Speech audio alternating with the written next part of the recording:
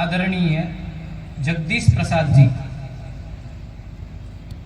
आप 1979 से स्वयंसेवक, 1985 से प्रचारक, 2 वर्ष से अखिल भारतीय शहर घोष प्रमुख, 4 वर्ष अखिल भारतीय घोष प्रमुख, मार्च 2009 से अखिल भारतीय शहर शारीरिक शिक्षण प्रमुख और मार्च 2024 से अखिल भारतीय शारीरिक शिक्षण प्रमुख के नाते हमारा मार्गदर्शन करते हैं।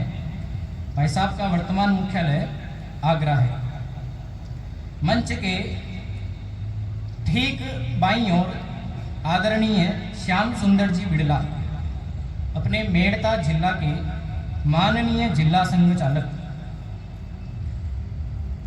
श्री नरपत सिंह जी, सेवानिवृत्त अतिरिक्त पुलिस अधीक्षक। श्री मांगीलाल जी बेड़ा, सेवानिवृत्त हवलदार तोपखाना। आज के हमारे मुख्य वक्ता श्रीमान विजयानंद जी।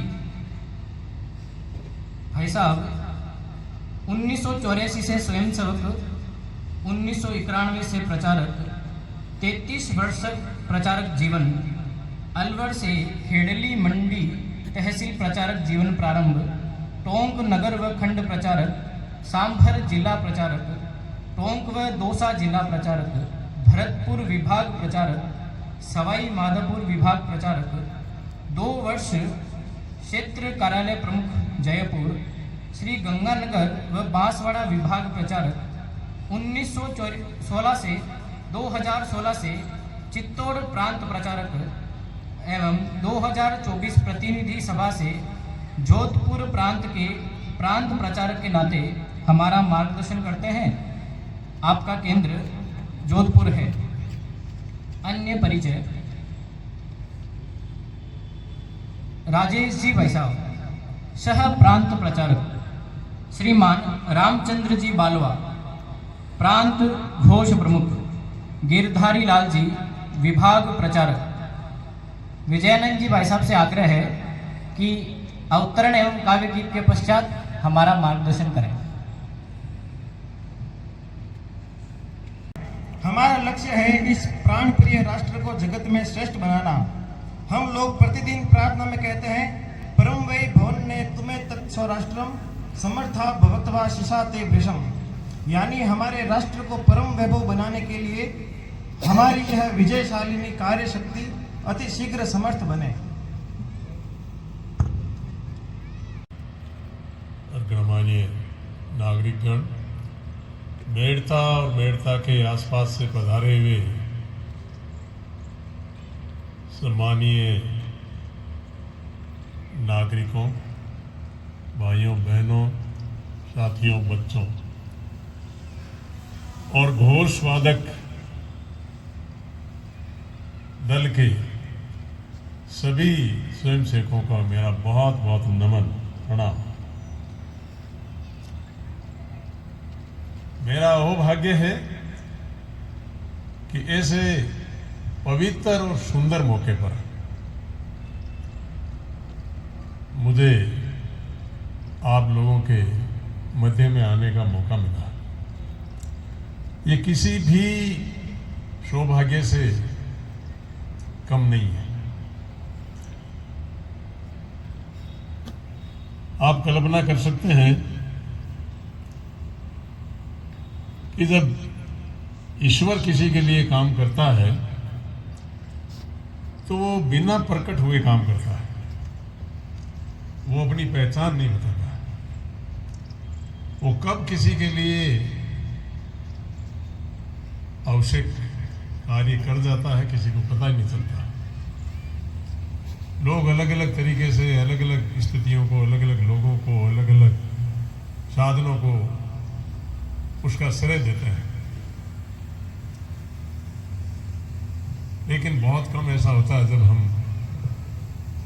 आखिर में ईश्वर को भी धन्यवाद देते हैं। ये अतिशयोक्ति नहीं होगी कि भारत में आरएसएस जो काम करती है, राष्ट्रीय स्वयंसेवक जो काम करते हैं, इसके स्वयंसेवक जिस तरीके से काम करते हैं, हमारे देश के अधिकांश लोगों को इस बात की भनक ही नहीं लगती है कि इन स्वयंसेवकों ने कितने बड़े बड़े काम किस तरीके से अपनी पहचान को बहुत ज़्यादा उजागर किए बिना कर दिए हैं और कर रहे हैं। आज सारी दुनिया में राष्ट्रीय स्वयंसेवक को सब लोग जो भी थोड़ी बहुत देशों में, राजनीति में, भूगोल में रुचि रखते हैं, वो सब जानते हैं। राष्ट्रीय स्वयंसेवक कोई आज का नहीं है। इसी साल राष्ट्रीय स्वयंसेवक संघ की स्थापना होने की 27 सितंबर 2025 को 100वीं वर्षगांठ होगी। उसकी शतायु प्राप्त करने जा रहा है ये संगठन। आप सबको अग्रिम शुभकामनाएं इस शतायु के लिए, बहुत बहुत शुभकामनाएं आप सब लोगों को। और हम कामना करते हैं कि ये संगठन जिस गति से इस देश में बढ़ रहा है, वो समय शीघ्र आए जब सारी दुनिया में आरएसएस अपनी उपस्थिति को हर समाज के लिए, हर व्यक्ति के लिए, हर प्राणी के लिए उपलब्ध करवा पाए। उसकी प्रार्थना ईश्वर से भी करते हैं, कामना करते हैं और आपको शुभकामना भी देते हैं। आज से लगभग 100 साल पहले 1925 में जब हमारा देश आजाद नहीं था, उस समय एक चिकित्सक ने, हेडगेवार जी ने, जिसके नाम आरएसएस के लोग तो सब जानते हैं, आम जनता में बहुत से कम लोग पूरे नाम से परिचित होंगे। उन्होंने इस संगठन की स्थापना की और वो उन्होंने अपने किसी उपक्रम के लिए या अपने किसी प्रयोजन के लिए नहीं की थी। देश की स्वतंत्रता के लिए जब अभियान चल रहे थे, आंदोलन चल रहे थे, चर्चाएं हो रही थी, पार्टियां बन रही थी, उस समय उन मानव के मन में एक भाव आया कि जिस तरीके से ये अभियान और जिस तरीके से तुष्टीकरण और जिस तरीके से बांट छांट कर बातें हो रही है, अभियान चल रहे हैं, तो इस देश को स्वतंत्रता बहुत शीघ्र नहीं मिल सकती। उस समय की परिस्थितियों को ध्यान में रखते हुए हेडगेवार जी ने इस संगठन की स्थापना की। और आप सब लोगों को ये जानकर आश्चर्य होगा कि जब संगठन की स्थापना की, उस दिन उनके साथ 250 से भी कम लोग थे। पर जिस प्रेरणा और जिस मंतव्य, जिस उद्देश्य के लिए उन्होंने इस संगठन की स्थापना की, उसको देखते हुए इस देश के लोगों ने उनको दिल से सहयोग दिया और देखते ही देखते ये संगठन एक बहुत बड़ा संगठन बन गया। आज जो लोग कहते हैं कि हमें स्वतंत्रता ऐसे मिली या वैसे मिली, वो लोग आरएसएस की भूमिका को कभी न्यायपूर्ण नहीं बता पा रहे हैं। लेकिन अगर वास्तविकता देखी जाए तो हमारा देश जब आज़ाद हुआ, उससे पहले भी और देश के आज़ाद होने के बाद भी अगर आरएसएस की भूमिका पर कोई लिखने के लिए बैठे तो कई ग्रंथ लिखने पड़ेंगे। देश आज़ाद हुआ तब हेडगेवार जी को वो सौभाग्य नहीं मिला कि वो आज़ादी को देख पाए, लेकिन उन्होंने जाने से पहले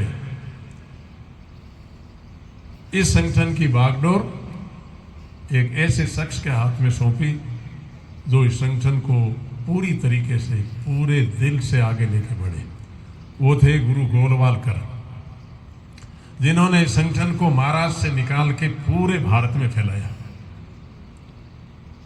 लंबी कहानी है आरएसएस की, मैं ज़्यादा समय इस बारे में नहीं लूँगा।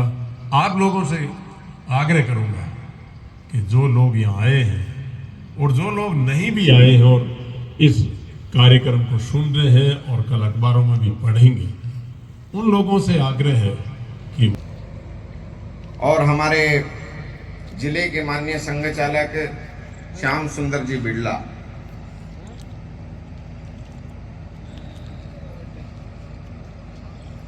हमारे देश में एक हॉकी के खिलाड़ी हो गए जिनको पूरा देश और दुनिया हॉकी के जादूगर के नाम से जाना जाता है। सब लोग नाम जानते हैं मेजर ध्यानचंद। वास्तव में सही नाम उनका ध्यान सिंह था और कोई बचपन से वो कोई हॉकी के खिलाड़ी नहीं थे। वो सेना में भर्ती होने के बाद में और उन्होंने हॉकी खेलना शुरू किया। अभ्यास करना है तो कहां करें? उस कालखंड में इतनी व्यवस्थाएं भी नहीं थी आजकल की तरह, कोई स्टेडियम, कोई लाइटों की व्यवस्था, कोई उस प्रकार के हॉकी के मैदान आदि भी नहीं होते थे। परंतु मन में एक बहुत बड़ी ऐसी आग थी उनके कि मेरे को है वो हॉकी का बहुत अच्छा खिलाड़ी बनना है। बताते हैं कि जो हमारा शुक्ल पक्ष है, जिसमें रात्रि में चंद्रमा का प्रकाश ज्यादा रहता है, उस कालखंड में वो रेल की पटरी के ऊपर गेंद रख करके हॉकी से उस पर अभ्यास करते थे। लगातार रेल की पटरी के किनारे किनारे दौड़ना और गेंद को उससे नीचे नहीं गिरने देना। चंद्रमा के प्रकाश में अभ्यास करते थे और ऐसा अभ्यास करते करते दुनिया के महान खिलाड़ी बन गए वो, और नाम हो गया ध्यान सिंह से ध्यानचंद। कितने महान खिलाड़ी हो गए, कितना अभ्यास किया होगा, विश्व चैंपियन रहे। एक बार तो बताते हैं कि ओलंपिक में खेल रहे हैं, फाइनल का मैच है, आधा मैच का समय वो पूरा हो गया, एक भी गोल भारत की इस टीम ने नहीं बनाया। साथी खिलाड़ियों ने कहा, मेजर आप क्या कर रहे हो, आधा समय बीत गया, अभी तक एक भी गोल नहीं हुआ है। ये मेजर कहता है इस खेल को रोक देना चाहिए, और ये जो सामने जो गोल पोस्ट बना हुआ है इसमें गड़बड़ है। सब खिलाड़ी और वो जो खिलाने वाले जो कोच आदि हैं वो सब आश्चर्यचकित, ओलंपिक में गड़बड़ हो सकती है क्या? कहां मैं कह रहा हूं ना इसमें गड़बड़ है। तुरंत ही मेजरमेंट करने वाले सारे साधन लेकर के वहां पर आई टीम पूरी, उसको नापा गया, 2 फीट छोटा था वो। वापिस उस सारे को ठीक किया गया और ठीक करने के बाद में दोबारा खेल शुरू हुआ। लगातार 6 गोल किए उन्होंने और भारत विश्व विजेता हो गया। कहने का भाव क्या, कितना अभ्यास किया होगा उस व्यक्ति ने, और उस अभ्यास के कारण से उस गोल पोस्ट को देख करके उसने बता दिया कि इसमें गड़बड़ है। आज हमने ये जो संघ के स्वयंसेवक हैं, इन्होंने घोष का वादन किया, तरह तरह की रचनाएं बजाई। कोई वेणु की रचना बजा रहे हैं, कोई आनक पर रचना बजा रहे हैं, कोई शंख पर रचना बजा रहे हैं। कितनी देर तक अभ्यास किया होगा इन लोगों ने। और हम कह सकते हैं भले संख्या थोड़ी सी होगी ये।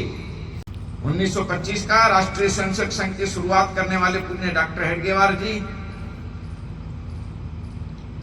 बताते हैं 1926 में ही संघ में, जिसको संचलन कहते हैं, समाज के लोग उसको परेड कहते हैं, कदम से कदम मिला करके और शहरों में, गांवों में, और ऐसे संघ के स्वयंसेवक निकलते हैं मुख्य मार्गों पर, बाजारों में। ऐसे संचलन शुरू हो गए। आवश्यकता पड़ी इसके साथ में वाद्य भी बजने चाहिए, परंतु वाद्य किस प्रकार के बजाएं? तो सामान्य वाद्य नहीं, ये जो वाद्य जो हम देख रहे हैं ये संघ के और घोष दल के वाद्य हैं। इसमें विशेष करके 3 प्रकार के वाद्य काम में आते हैं। एक सुशीर वाद्य जो फूंक करके बजाए जाते हैं, एक ताल वाद्य जैसे ये आणक पणव आदि जिनमें ऊपर नीचे पहले चमड़े के होते थे, आजकल प्लास्टिक की सीट आने लग गई। और तीसरा प्रकार हम देख रहे हैं कि वो घन वाद्य है जिसमें ठोस धातु के हैं, झल्लरी है, कोई त्रिभुज है, इस प्रकार के वाद्य हैं। कुल मिला के सारा मिला करके कहेंगे तो क्या है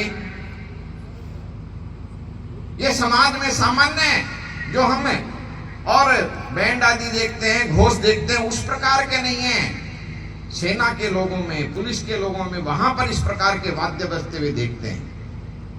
रण संगीत बजाया जाता है इनके माध्यम से। आज से नहीं, प्राचीन काल से हम उस भारतवर्ष के लोग हैं जो दुनिया के लोग आज भी पढ़ते हैं। संगीत की उत्पत्ति भारतवर्ष में हमारा जो वेद काल खंड है साम वेद से हुई बताते हैं।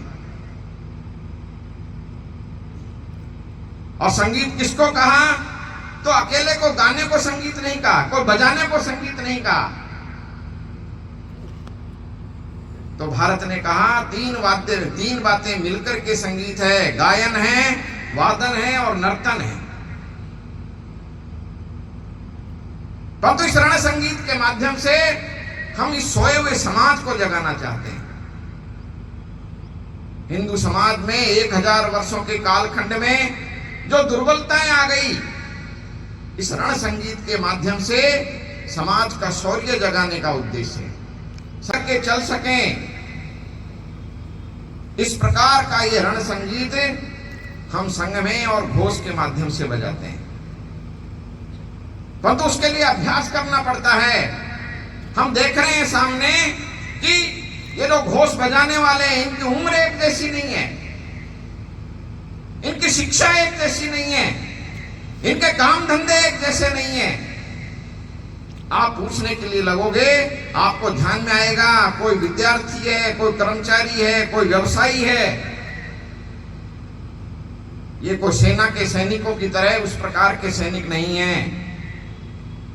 पुण्य डॉक्टर हेडगेवार ने जिस समय राष्ट्रीय स्वयंसेवक संघ की स्थापना की थी, उसी समय उन्होंने समाज के द्वारा, समाज के लिए और जीने वाले लोग तैयार किए, जिनको हम कह सकते हैं ये सेना के और सीमा पर लड़ने वाले सैनिक नहीं, बल्कि समाज के बीच में रहने वाले समाज सैनिक हैं। तो इस प्रकार से अभ्यास के माध्यम से और ये सारा प्रयत्न इन्होंने किया और एक बहुत सुंदर ही प्रदर्शन हम सबके समक्ष है। परंतु आज के इस आयोजन में समाज के प्रबुद्ध लोग, माता बहिनें आई हुई हैं। इस अवसर पर हम लोगों को याद करना चाहिए, हम भारतवर्ष के लोग, हम क्या थे, क्या हैं और आने समय वाले समय में हम क्या होंगे। जब क्या थे का विचार करते हैं तो ध्यान में आता है दुनिया का सबसे प्राचीनतम देश, शक्ति संपन्न देश, एक नहीं अनेक ऐसे चक्रवर्ती सम्राट हो गए हमारे पास में। वो वेद, वो पुराण, वो उपनिषद, वो उपपुराण, वो ब्राह्मण ग्रंथ, वो गीता, वो रामायण, वो महाभारत, जिनके बारे में कहा जाता है दुनिया में जो कुछ भी है, चल है, अचल है, वो सब इन ग्रंथों में भरा पड़ा है। और जो इन ग्रंथों में नहीं है वो दुनिया में भी नहीं है। जाइएगा कभी और आप खुजराओं में, वहां पर आपको उन प्राचीन चित्रों में एक चित्र दिखाई देगा जिसमें और एक कोई व्यक्ति है, वो टेबल कुर्सी पर बैठा हुआ, सामने कंप्यूटर का चित्र दिखाई दे रहा। कितने कालखंड पहले वो चित्र बने होंगे। कंप्यूटर को तो हमने अभी अभी देखा है आते हुए, आज हम उसका उपयोग कर रहे हैं। उससे हम अंदाज लगा सकते हैं कि वो जो ग्रंथों में कहा गया है वास्तव में वो सही है। जनरल नॉलेज में हमें कुछ भी पढ़ा दिया जाए कि विमान का निर्माण किसने किया, पर हम भारत देश के लोग जानते हैं इस बात को। भारत में तो विमान का निर्माण है वो रामायण कालखंड में भगवान राम के समय में ही हो गया था। आज जो हम कपड़े पहनते हैं वो ग्रंथ समझ करके हमारा एक ऋषि हो गया जिसने पहली बार कपास के पौधे की खोज की और कपड़ा निर्माण किया। जब हमारे देश में अंग्रेज आए और अंग्रेजों ने पहली बार जब कपास का पौधा देखा और उनको बताया गया इस रुई से धागा बनता है, उसी से कपड़ा बनता है, वो अंग्रेज कहता है ये भारत के लोग जादूगर हैं, ये कपड़ों को भी खेतों में उगा लेते हैं। हमारे प्राचीन काल में आप अनेक सारे ऐसे भी, नौका शास्त्र वो अगस्त ऋषि, विमान शास्त्र वो भारद्वाज ऋषि, प्राचीन काल की बातें आप ढूंढने निकलोगे न जाने कितने सारे विषय। कुंभ हम देख रहे हैं, हमारे पास जो ज्ञात इतिहास है 60,21,121 वर्षों का है। इतना बड़ा आयोजन यूनेस्को जैसे, और वो कहते हैं कि दुनिया का सबसे मानव इतिहास का सबसे बड़ा आयोजन है। नदियां हैं वो केवल भारत में, पूरी दुनिया भर में नदियां हैं, पर दुनिया की सर्वश्रेष्ठ नदी हमारे देश में, जिसका उद्गम स्थान तीर्थ है, जो जहां गंगा सागर में जाकर के मिलती वो तीर्थ है, और रास्ते में अनेक न जाने कितने तीर्थ खड़े हो गए। इसको कहा गया है तीर्थ। तो ऋषि कहते हैं कि जिस स्थान पर ऋषि तपस्या करता है उस तपस्या के द्वारा और वहां का जो जल है वो पवित्र हो जाता है, वो तीर्थ बन जाता है। और इस कारण से हम देखते हैं जितने भी हमारे तीर्थ स्थान हैं वहां कोई न कोई आपको जल का स्रोत मिलेगा। कहीं पर तालाब है, कहीं पर कोई कुआं बावड़ी है, कहीं पर कोई नदी का किनारा है, समुद्र का किनारा, अनेक ऐसे स्थान। गंगा जैसी पवित्र नदी, जहां पर प्रयाग जैसा महाकुंभ हो रहा है। एक विद्वान ने कहा गंगा के तट पर जगा ऐसा जीवन राग, तन तो काशी हो गया मन हो गया प्रयाग। ये जो प्रयाग है वो सामान्य स्थान नहीं है हमारा,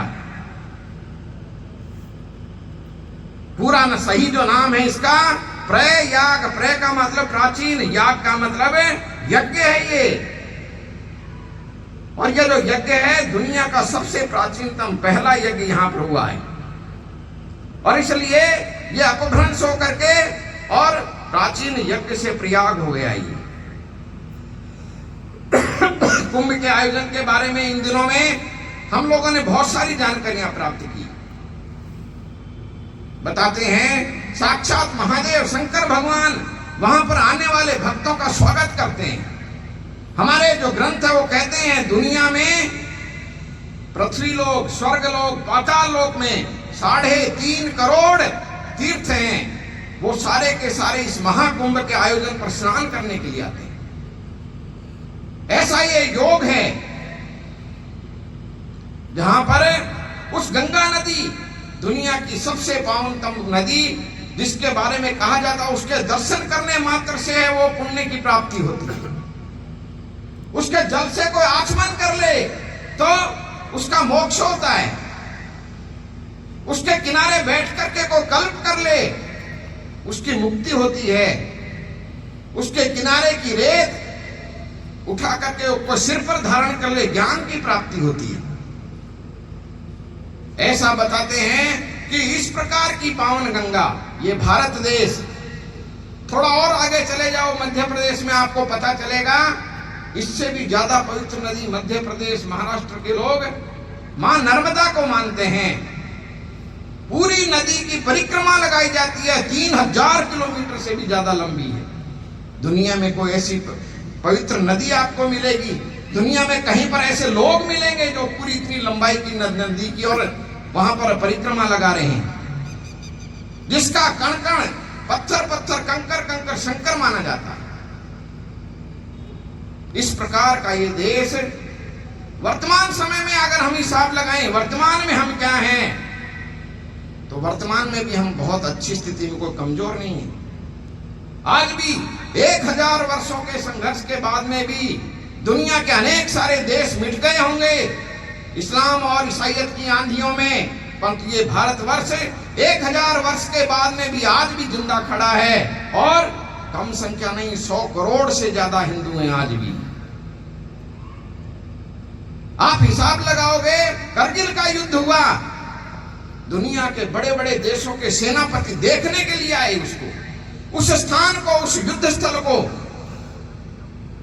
इतनी ऊंचाई पर जाकर के कैसे युद्ध लड़ा गया होगा, उसको देखने के लिए आए। आज इसरो जैसे हमारे पास वैज्ञानिक केंद्र हैं, आज DRDO जैसे हमारे संस्थान हैं हमारे पास में। आज भी भारत दुनिया के अनेक देशों को और खाद्यान्न उपलब्ध कराता है, खाने का अन्न भेजता है अफ्रीकी देश में। और एक वहां के व्यक्ति मांग करते हैं, भारत का जो प्रधानमंत्री है वो हमें किराए पर नहीं मिल सकता है क्या कुछ दिनों के लिए। तो इस प्रकार से आज भी प्रतिदिन 28 किलोमीटर और सड़क का निर्माण दुनिया में केवल भारत में होता है। प्रति वर्ष 8 से 10 हवाई अड्डे केवल भारतवर्ष में दुनिया में निर्माण हो रहे हैं। प्रति वर्ष 2 मेट्रो रेल भारत में निर्माण हो रही है, शुरू हो रही है। और विद्यालय और हमारे उच्च शिक्षण संस्थान जिनको कॉलेज कहा हमने, प्रतिदिन 2 का औसत आ रहा है। यानी एक वर्ष में 700-800 ऐसे कॉलेज खड़े हो रहे हैं। चिकित्सा व्यवस्था, दुनिया के 20 लाख से ज्यादा लोग प्रति वर्ष मेरे देश में यहां पर आकर के चिकित्सा ले रहे हैं। तो आदमी हम कम नहीं है। आने वाले समय में हम क्या होंगे, जब इस बात का विचार करेंगे, ध्यान में आएगा हम नहीं, दुनिया के भविष्यवेता नेस्ट्रोडमस जैसे कहते हैं 21वीं सदी है वो हिंदुत्व की सदी है, सनातन की सदी है वो। केवल घोषणाएं नहीं, केवल ये बातें सुनकर के आनंद लेने का विषय नहीं, हम सब समाज बंधुओं को भी इस सारे हिंदुत्व के जागरण में, इस देश को आगे ले जाने में, इस समाज को शिक्षित और संस्कारित करने में, समाज की कमजोरियों को दूर करने में प्रत्येक व्यक्ति को, एक एक व्यक्ति को उसके लिए प्रयत्न करने की आवश्यकता है। वो समरसता के लिए प्रयत्न करें। जो हमें और विषमता के कारण से इस हिंदू समाज में कितनी सारी पीड़ाएं झेली। आज घर घर में, परिवार परिवार में कुटुंब प्रबोधन की आवश्यकता है। अपने परिवार के विशिष्ट अतिथि मांगीलाल बेड़ा साहब, हमारे इस समारोह के मुख्य वक्ता श्रीमान विजयानंद जी भाई साहब, उपस्थित इस सफल और आकर्षक कार्यक्रम को प्रस्तुत करने वाले हमारे स्वयंसेवक बंधु, उपस्थित स्वयंसेवक बंधुओं, नगर के गणमान्य महानुभावों, मातृशक्ति, आप सब ने यहाँ पर उपस्थित होकर इस कार्यक्रम को सफल बनाया। हम राष्ट्रीय स्वयंसेवक संघ के तरफ से आपके आभारी हैं और भविष्य में भी ऐसी कामना करते हैं कि आप जब भी हम आपको राष्ट्रीय स्वयंसेवक संघ के कार्यक्रमों में आमंत्रित करें, आप अपनी उपस्थिति दर्ज कराकर हमें उत्साहित करें। आज के इस अवसर पर पत्रकार बंधुओं, मीडिया प्रभारियों को भी मैं धन्यवाद देना चाहूँगा जो यहाँ पर उपस्थित